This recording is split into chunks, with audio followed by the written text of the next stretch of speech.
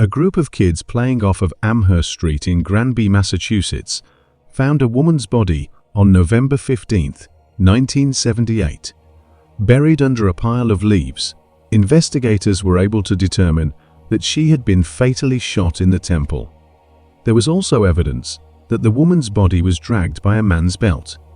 It was estimated that her life was taken roughly 3 months before her body was found. Investigators were unfortunately unable to identify the woman. So, for decades, she became known as Granby Girl and was buried in a local cemetery with a headstone marked unknown. On March 6, 2023, the Northwest District Attorney's Office held a news conference at the Granby Police Station to announce the major breakthrough in the case. It was announced that the remains found back in 1978 belonged to 28-year-old Patricia Ann Tucker.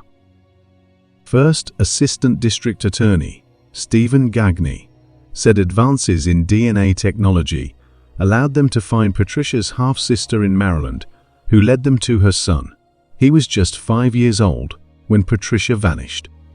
Stephen Gagne said, "While it is satisfying to finally know who Granby Girl actually was, the investigation will not stop until we identify the person that took her life and bring the family an additional measure of closure and justice. This investigation has spanned decades and will continue until each and every possible lead is explored." Stephen Gagne further said Patricia was married to Gerald Coleman, and they were living on the shore of Lake Pocatopog in East Hampton, Connecticut, back in 1978. Coleman never reported his wife missing. He passed away in prison in Massachusetts in 1996. According to Stephen Gagne, Coleman is now a person of interest in Patricia's case. Before her disappearance, Patricia had earlier gone by married names such as Patricia Heckman, Patricia Dale, and later Patricia Coleman. Anyone with information about the case should call Granby Police at 413-4679-222 or email jwhite@granby.pd.org. Patricia's son, Matthew Dale, who is now 50 years old, also spoke and recalled his last memories of his mother. She was in the front seat of a stranger's car, wearing a vest. It was 1978. Matthew was in the back seat. A man he did not know was driving, but Matthew vividly recalls the last words his mother ever said to him before she disappeared. "She told me to go across the street to the playground," Matthew said, referring to a group home for juveniles. "She said goodbye." Now in middle age, Matthew's memories are fuzzy. Best he can recall, the facility was outside Boston. His father collected him the following day and raised him after his mother left him. Matthew has lived in North Carolina most of his life. He grew up plagued by the mystery of his mother's disappearance. Rumors swirled among family members, including speculation that Patricia may have entered the Federal Witness Protection Program. Matthew said that he was in his 30s when he accepted that his mother was no longer alive. "My mother fell in with the wrong crowd. She was not a hiker, like some of the stories said through the years. I've been told so many lies about it." His father passed away in 2015, and Dale has felt somewhat adrift, although he is happily married. He is a father and has been a union electrician for most of his life. Several weeks before the identification was made, police showed up at his door. They asked him a few questions, explaining they found him through his uncle in a DNA database. They said, "Granby Girl." "I thought, what is Granby Girl?" Matthew said. State police investigators did not offer many details, but said they had exhumed Patricia's body. Matthew had filed his DNA in a database in case his mother was ever identified. He sent investigators a file of his digital DNA profile, and they contacted him by phone within hours. They said it was a clear genetic match. He has scant keepsakes of his mom, a single photo baby book she created for him, a lock of his hair, and a small tapestry she painted when he was small. Matthew said he plans to arrange for a proper grave for his mother. For years, the grave has been marked only with a wooden cross. In 1998, Granby residents donated money to create a more dignified marker. Matthew said, "It was an awful end. What I want to do is have a new gravestone made for her. She deserves to have her name on it." The devastating news of the death of Nikki Allen, a 7-year-old English girl, shocked the people of Tyne and Wear, Sunderland, England, on October 7, 1992. After her body was discovered in the basement of an old desolate building, the police were called right away to the scene. She had suffered a brick to the head, as well as 37 stab wounds. Who could have committed this evil act on a once cheerful little girl? And what was the reason for such a wicked deed? Northeastern England's Tyne and Wear is a metropolitan county with a lengthy history. One of its major cities, Sunderland, is a fusion of tradition and modernity.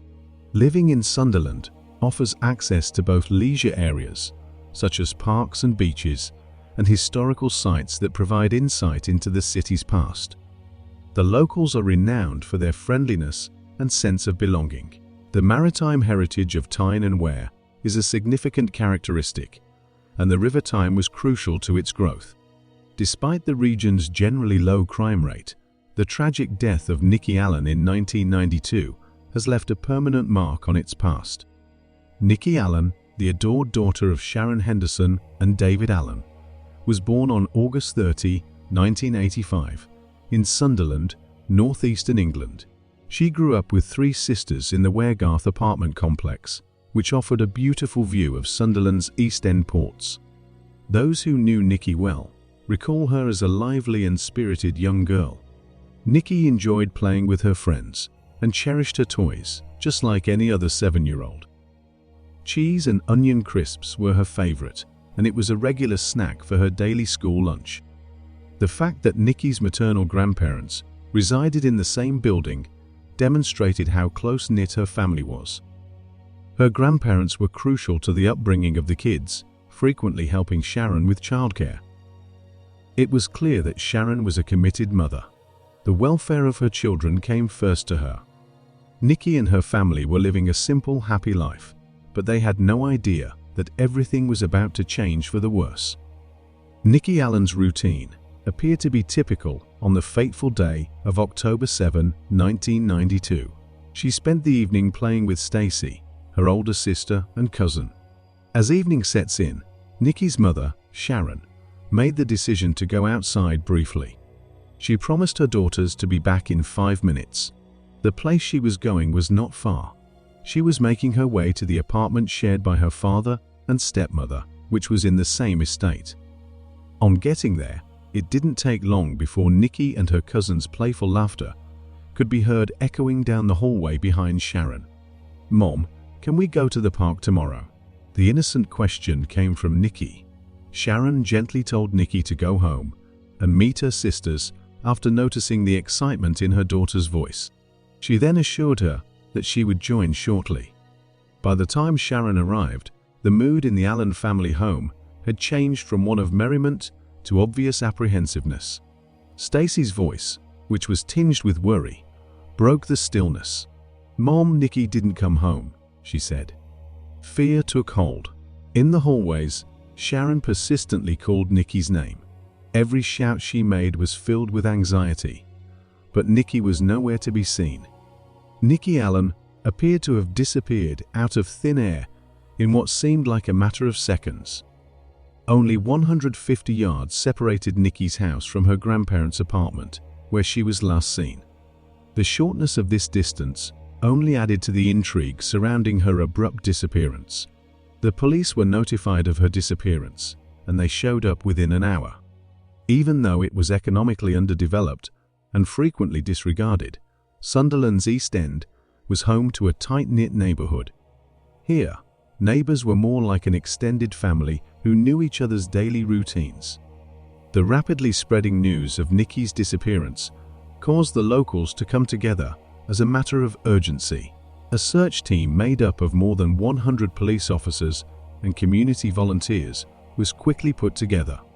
Finding Nikki was their only task. There was a thorough search, The search team combed through recreational areas, industrial buildings, alleyways, and even the waterfront, where the river curved through the city.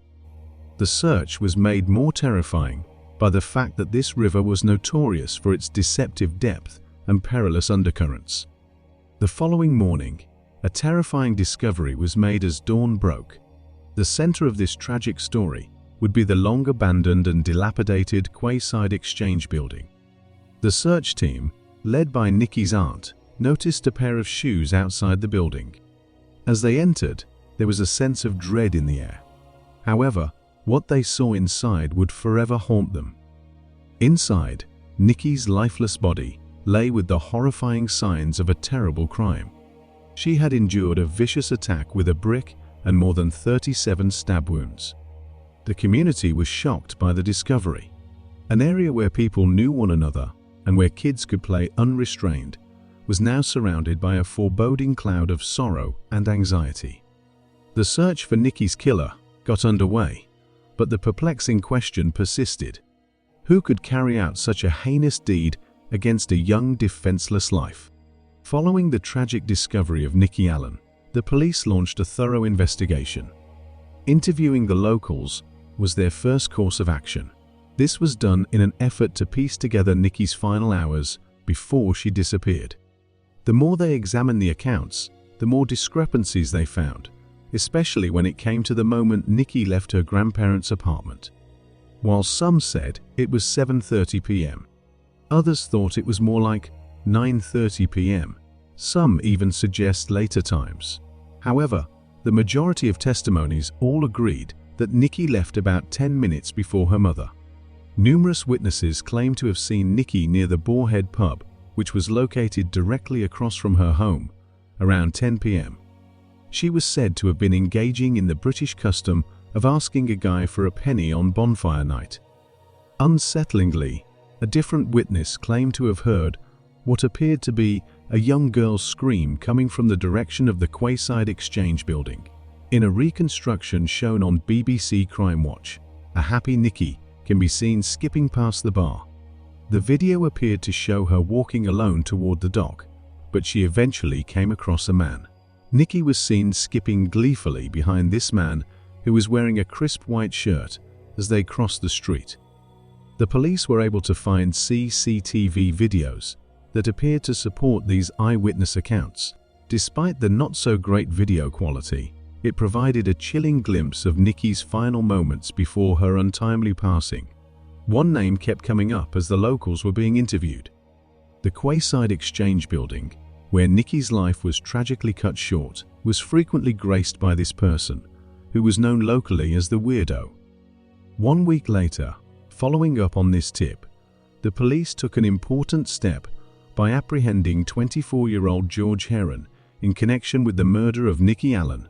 The neighborhood waited impatiently, hoping that soon justice would be served for the young girl whose life was taken far too soon.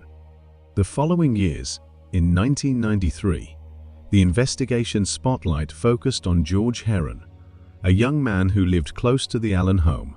George Heron's involvement appeared to be supported by a number of pieces of evidence. In his living space, a knife matching the wounds on Nikki was found. Blood was found on his clothes and shoes as well.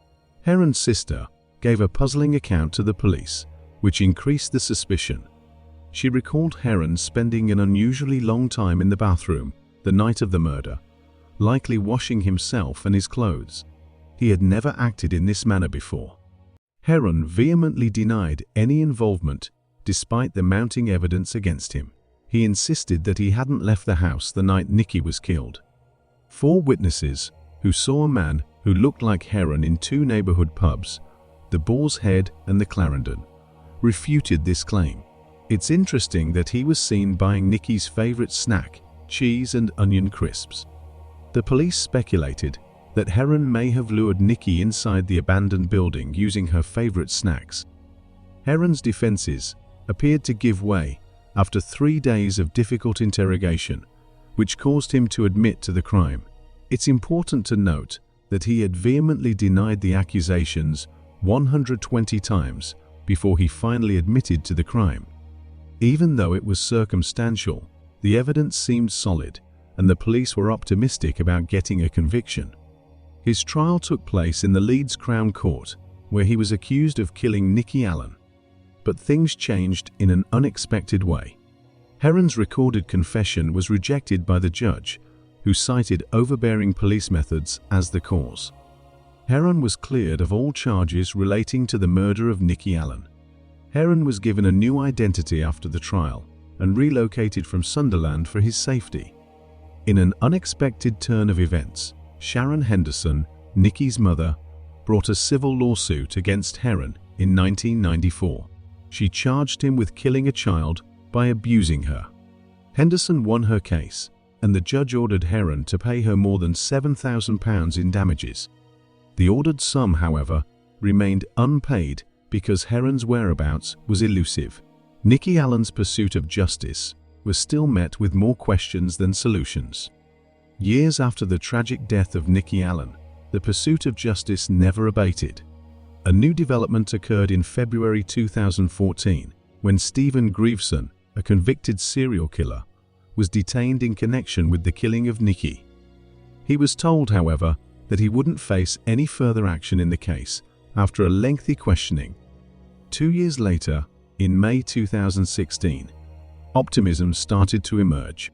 Sharon Henderson was approached by a woman whose identity was kept secret to the general public, who claimed to have previously unreleased details about Nikki's murder. This young girl, who was babysitting nearby when Nikki vanished and was only 12 years old at the time of the crime, decided to speak to the police after keeping quiet for so long. Encouraged by this fresh information, Henderson fervently argued for a thorough re-examination of her daughter's murder in September of the same year. She started an online petition requesting that the Northumbria police investigate the case from the scratch. With a petition, the neighborhood showed its unwavering support, gathering more than 500 signatures in less than a day. The following month, Sharon Henderson contacted Greaveson, pleading with him to share any information he might know about Nikki's passing. This was done in an effort to leave no stone unturned. By April 2017, Henderson had met with the Detective Chief Inspector, Lisa Thieker, and the Chief Constable of the Northumbria Police, Constable Steve Ashman. The two officers reaffirmed their unshakable dedication to seeing that Nikki receives justice. There was a significant development in October 2017.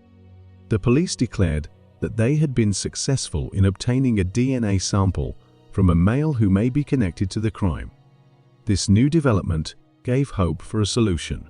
The investigation then took a clear turn in April 2018. A suspect in connection with the murder of Nikki Allen was taken into custody after Northumbria police conducted a raid on a home in the Stockton neighborhood of Teesside. The person arrested was formally charged with the heinous crime in 2022, 4 years after his arrest. 54 years old, David Thomas Boyd was the suspect. David Thomas Boyd was originally born David Thomas Bell on June 1967 in London. As a result of his father's military service, David Thomas Boyd experienced a childhood characterized by constant movement. He had no close relatives when he moved to Sunderland. He may have been more likely to frequently change his identity because of this detachment. He changed his name several times over the years, going by the names Jason Branson, John Eastman, and David Thomas Smith, among others.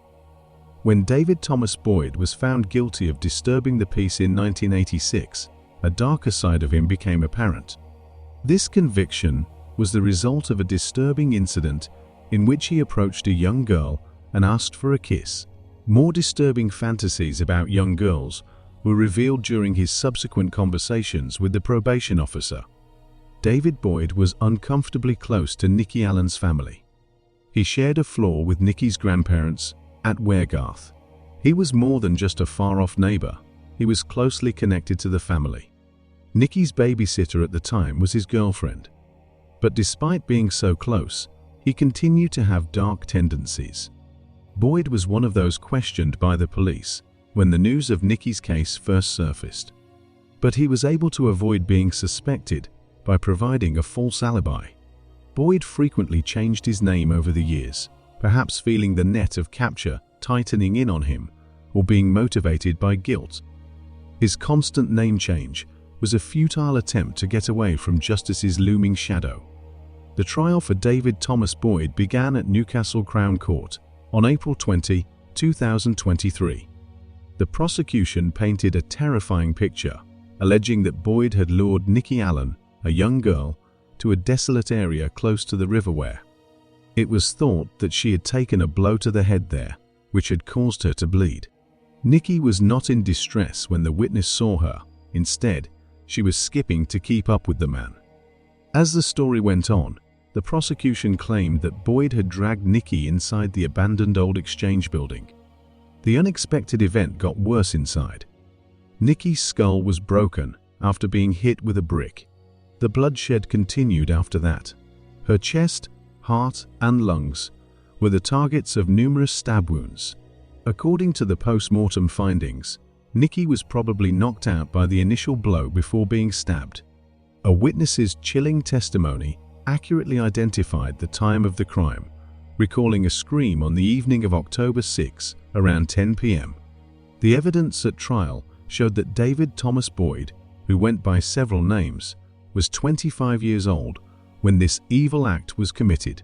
He was charged with having circumstantial but strong evidence against him. DNA from Boyd was discovered on Nikki's clothes. Boyd offered an absurd defense, claiming that Nikki may have been exposed to the DNA from his saliva after he spat from his balcony. He also mentioned that he was familiar with the old exchange building because he had gone there a few days earlier with a young boy for pigeon hunting. Defense attorneys claimed that the evidence was just a collection of unintentional coincidences. Justice Christina Lambert emphasized the circumstantial nature of the evidence and emphasized the lack of specific evidence linking Boyd to the crimes.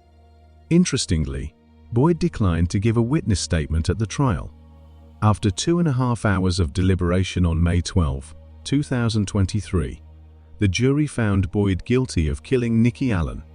The long-awaited decision gave Nikki's family some measure of comfort. Sharon Henderson, Nikki's mother, shared her thoughts with BBC News as she reflected on the agonizing 30-year pursuit of justice. On May 23, 2023, Boyd was given a life sentence with the requirement that he serve at least 29 years before being considered for parole. David Thomas Boyd's first opportunity to achieve freedom would therefore come in August 2049. For those involved, the resolution of the Nikki Allen case caused a flurry of emotions. 57-year-old Sharon Henderson, Nikki's mother, expressed her utter dismay at David Boyd's sentence. She thought the decision was shameful and that Boyd shouldn't ever be eligible for parole. "This is the recurring narrative for families like mine. Injustice," Sharon said. Nikki was remembered by Sharon, who was only 25 years old when her daughter was tragically taken from her, as an energetic youngster with a radiant smile. Over the years, Sharon felt the weight of the community's misdirected rage because many people falsely accused her of being a bad mother. They focused their anger on her rather than the real offender. Boyd's actions destroyed Sharon's family, but she persevered in her pursuit of justice for her daughter, displaying incredible fortitude. There were many difficulties along the way, including her own arrest due to her accusations against people she thought were protecting the guilty. At the time of the tragedy, Nikki's father, David Allen, was 28 years old. He said that after that fateful night, his life took a dark turn. He was incredibly hurt and furious with Boyd. "The anguish is undescribable," he said, highlighting the striking contrast between Boyd's existence and Nikki's short life.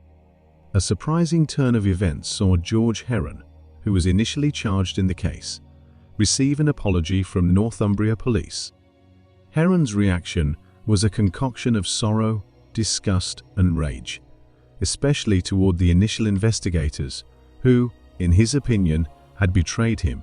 Prosecutor Richard Wright Kay noted that the 1992 investigation was rife with mistakes. The team that reopened the case, however, approached it with fresh eyes and without preconceptions. They meticulously gathered 2,500 documents, recorded 1,200 statements, and obtained DNA samples from over 800 men across the country.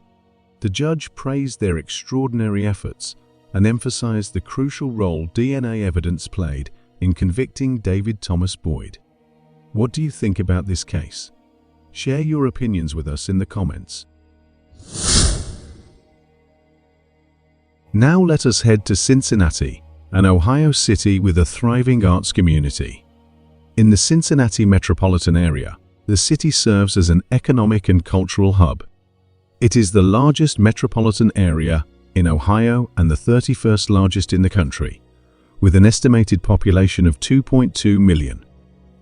In order to conduct a wellness check, the Cincinnati police arrived at the 2500 block of Sarvis Court in Cincinnati on February 15, 2003. This occurred as a result of a 911 call about a potent and unsettling smell coming from the apartment. Authorities discovered a deceased man named Herman Brown after entering the apartment. He was naked and lifeless on the floor, with an extension cord tightly wrapped around his neck and multiple stab wounds. The scene was extremely horrific and unsettling because they also discovered blood traces in the bathroom sink. There is not a lot of information available about the man who died, and it is possible that the police withheld information in order to protect his privacy. At the scene of the crime, detectives collected a variety of evidence strewn throughout the apartment, such as blood from the bathroom sink, cigarette butts, and the victim's swab. 2 DNA profiles were found after this evidence was tested. One belonged to Brown, and the other to an unidentified person. The investigators searched for the unknown DNA match, but were unsuccessful. This set of circumstances led to the homicide case being dropped, leaving Brown's horrible killer free to roam the streets. It would stay that way until 2023, when something revolutionary happened. The solution to solving the case turned out to be genetic genealogy testing. In order to identify suspects who might not be located in traditional law enforcement databases, the DNA profile recovered from the cigarette butts was re-examined and added to a forensic genetic genealogy search. This innovative method produced a match, connecting the DNA to Robert Stewart, a 64-year-old man. In order to validate this link, detectives performed more DNA testing, which finally proved that Stewart's DNA was on the cigarette butts from the crucial night of Brown's murder.